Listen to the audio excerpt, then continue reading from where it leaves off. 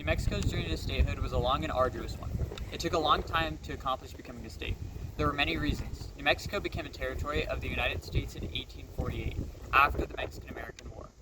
When the United States annexed about half of Mexico, including New Mexico, Texas became a state fairly quickly, and so did California.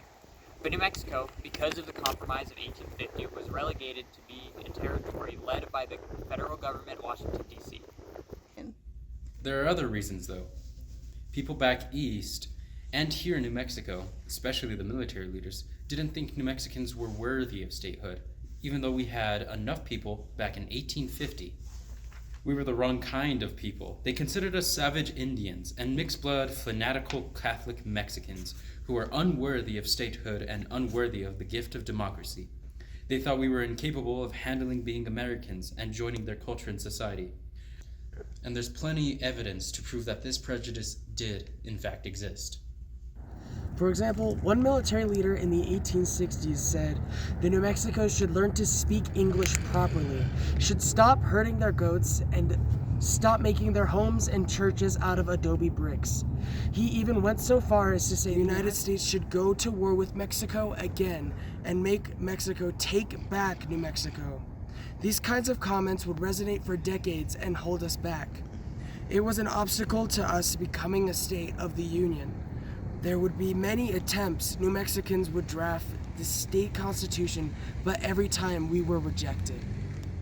Our population was made up of Nova Mexicanos, mixed-blood Mexican people with roots in Spain and Mexico, and also the native Puebloan population and the descendants of the Genisaro servant slave class were part of our story too. Add to the Apache, Navajo, Comanche, it was considered a wild place and believed that the indigenous population groups needed to be brought under control and that they were a threat to colonizing Americans. Also, let's be fair, those native groups thought the Americans to be a threat to them, which they were. If you look at the decades from 1850 to 1900, the population was mainly Hispanos and Native Americans here. But of course there are Americans coming in up back east through the Santa Fe Trail starting in 1820. That population only accounted for about 2 to 3%. But the population did continue and increased so much that the United States opened an immigration office starting around the 1880s. And it worked, because by 1900 there were many more Americans living here, and it started to become possible to be perceived as a place worthy of statehood. Another thing happened in the early 1900s, when an American wrote a very insulting letter about the local population in the newspaper. And New Mexican Eusebio Chacon responded by saying, "We are not Mexican, and there's no Native American blood in my veins or in our veins.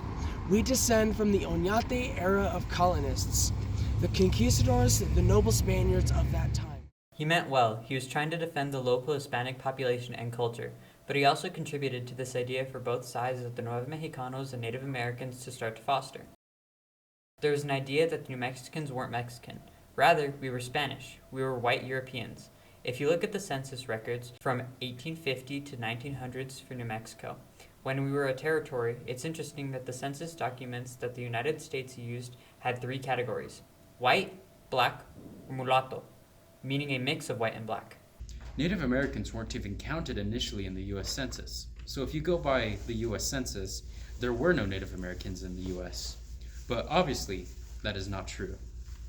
This starts to happen with the New Mexicans if you look at the census records for New Mexico. The Mexican population starts to be called white. You'll see MX or MEX to show that we're Mexicans. Nowhere are we called Spanish or Europeans, and nowhere do we refer to ourselves that way. But it adds to this idea, this notion that New Mexicans were a part of the overall Northern European or Southern European population. Again, they didn't have a designation for Latino or Hispanic back then, so they were doing the best they could. But by the early 1900s, this idea that we're Spanish starts up so much that by 1910, another attempt to bring us into the Union, but for the United States, finally works. And in 1912, January 6th, President Taft signs the paperwork to officially make New Mexico a state of the Union. Arizona followed shortly thereafter. This is the beginning of New Mexico's primary role as one of the states of the United States of America. Since then, New Mexico has played a primary role in serving America and still providing its worth to the country today.